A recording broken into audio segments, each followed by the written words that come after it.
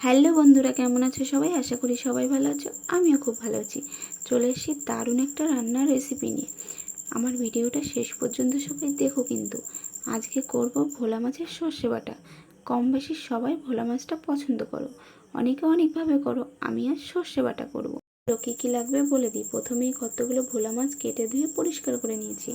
কিছুটা আলু কেটে নিয়েছি, আদা, জিরে, কাঁচা লঙ্কা, তেজপাতা, সরষা, হলুদ, লবণ, তেল সমস্ত কিছু আমি গুছিয়ে নিয়েছি।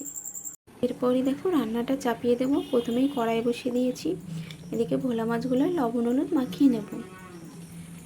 কড়াইটা আমার গরম হয়ে গেছে। এখন পরিমাণ মতো তেল দিয়ে দেবো।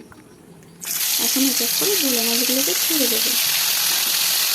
সুন্দর করে মাছগুলোকে ভেজে নেব। আর এদিকে আমি মশলাগুলো পেস্ট করে নেব। মাছটা আমার ভাজা হয়ে গেছে, নামিয়ে নেব। ওই কড়াইতে আরও কিছুটা তেল দিয়েছি, এর ভিতরে আলুগুলোকে ভেঙে নেব। এদিকে মশলাটাও আমার পেস্ট হয়ে গেছে, আলুগুলো ভাজা হয়ে গেছে। এখন নামিয়ে নেব। ওই কড়াইতে আরও কিছুটা তেল দিয়ে তেজপাতা, একটু গোটা জিরে দিয়ে দেবো। পেস্ট করে রাখা মশলাটাকে দিয়ে দেবো।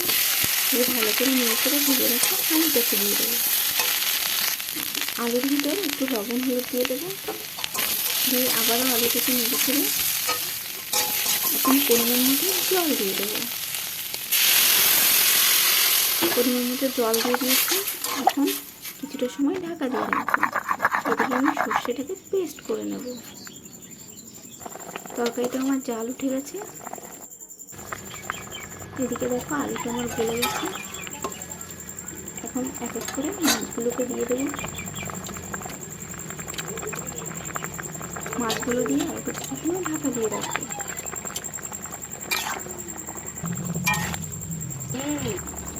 তরকারিটা আমার প্রায় 80% হয়ে গেছে। এখন দিয়ে দেবো সর্ষেটাকে।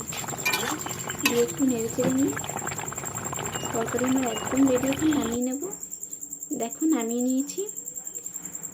ভোলা মাছের পাতলা সর্ষে দিয়ে ঝোল। এটা খেতে না দারুণ টেস্টি হয়েছে। তোমরা আমার মতো ট্রাই করতে পারো। আর হ্যাঁ, তোমরা চাইলে আলুটা না দিয়েও করতে পারো। আমার ভিডিওটা ভালো লেগে থাকলে like, comment, share and subscribe করে দিও। দেখা হচ্ছে অন্য কোনো সুন্দর একটি ভিডিওয়। বাই।